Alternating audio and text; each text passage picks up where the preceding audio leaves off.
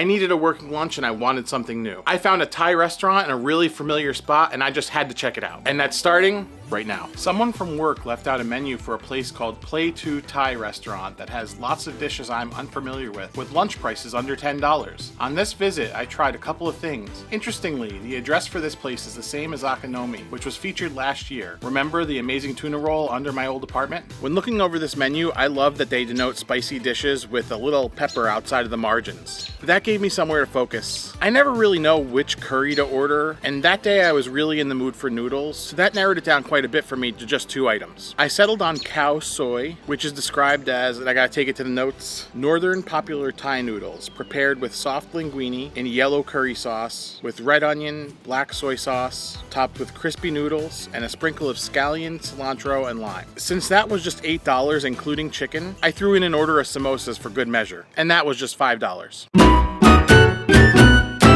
The samosa is described as stuffed potato with onion, pepper, and curry powder with spicy sauce. Unpacking this one, I realized there was a little bit lost in the translation. It wasn't a stuffed potato, and that the samosa at this Thai restaurant differed pretty significantly from what I was familiar with from an Indian restaurant.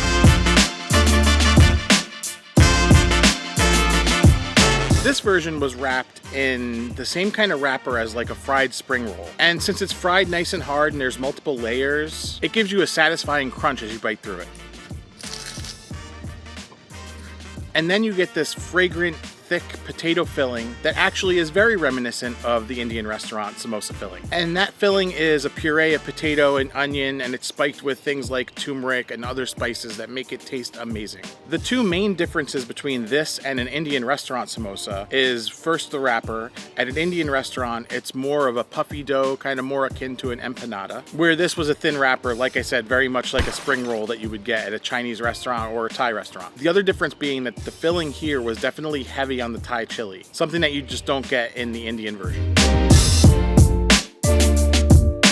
The spicy sauce that came with it as a dipper definitely reminded me of ketchup, with some chunks of onion in it and also kind of standing out a little bit of the taste of chili. You take this kind of little bit dry samosa and then you dunk it in this sweet sauce, and it was just a really pleasing experience.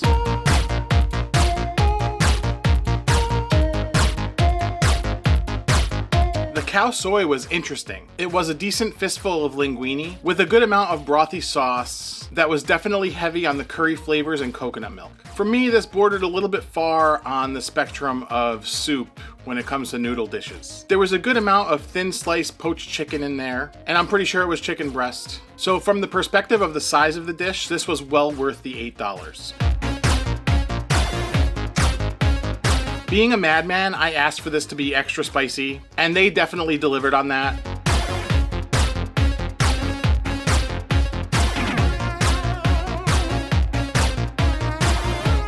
Lots of great rich flavors from the curry, along with the noodles to eat through, and then there's kind of that stinging aftertaste of the chilies. Really amazing. And the little adornments on top really added to the experience.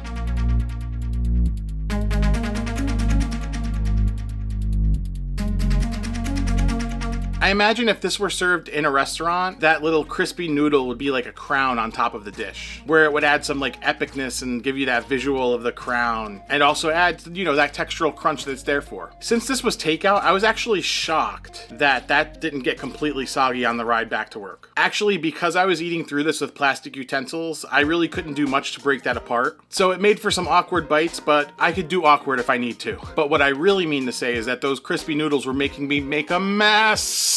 And even though that broth was really strong and intense, the scallions and cilantro really stood out. Very solid dish. If you've seen my reviews in the past, sound off in the comments. Do you notice anything different about this video today? I'm trying out some new production workflows, so I'm just curious if it's noticeable. And if you're new, hit subscribe. I'd love to meet you. Be sure to hit like on this video and click right here if you want to see that amazing tuna roll from the same plaza.